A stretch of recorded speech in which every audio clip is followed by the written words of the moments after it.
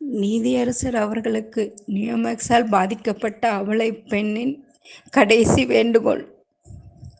நியோமேக்ஸ் நிறுவனம் மக்களை ஏமாற்ற வேண்டும் என்ற நோக்கில் ஆரம்பிக்கப்பட்டது அல்ல, மக்களுக்கு வாழ்வாதாரம் கொடுத்தது என்பது மனசாட்சி உள்ள யாராலும் மறக்க முடியாத உண்மை. 2018ஆம் ஆண்டு முதல் நிறுவனத்தில் எண்ணற்ற நிர்வாக குறைபாடுகள் இருந்து வந்திருக்கிறது. அதை நிறுவனம் கண்டுகொள்ளவில்லை.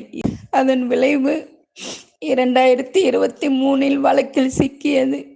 அப்பாவி மக்களின் வாழ்வாதாரம் அன்றிலிருந்து இன்று வரை இன்னமும் தீர்வு எட்டப்படாமல் சிக்கொண்டு தவித்து வருகிறது.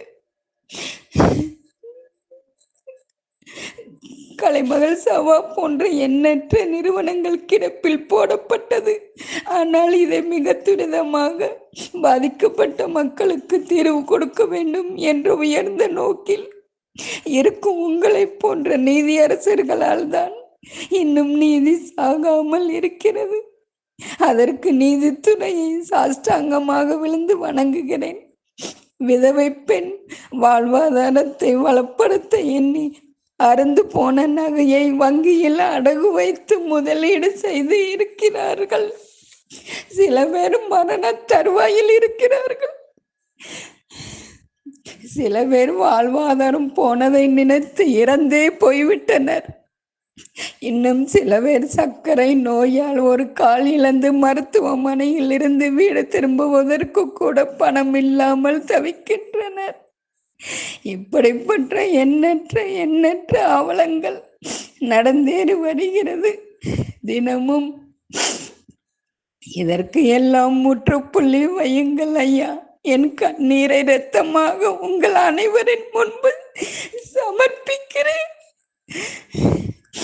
இதை ஒரு சிலரிடம் நீதிமன்றம் கொண்டு செல்ல வேண்டும் என்று கூறினேன் 3 மாதங்கள் முன்பு. ஆனால் அவர்கள் நீதிமன்றம் கொண்டு செல்லவில்லை. கடைசி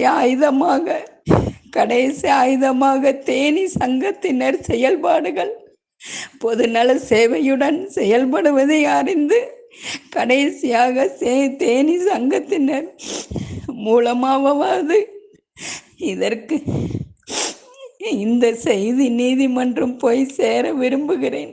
அவர்கள் செய்வார்கள் என்ற நம்பிக்கையிலும் அவர்கள் எங்கள் கஷ்டங்களுக்கு எல்லாம் ஒரு முற்றுப்புள்ளியாக செயல்படுவார்கள் என்ற நம்பிக்கையிலும் முடிக்கிறேன். எங்கள் வாழ்வும் சாவும் உங்கள் கையில் ஐயா.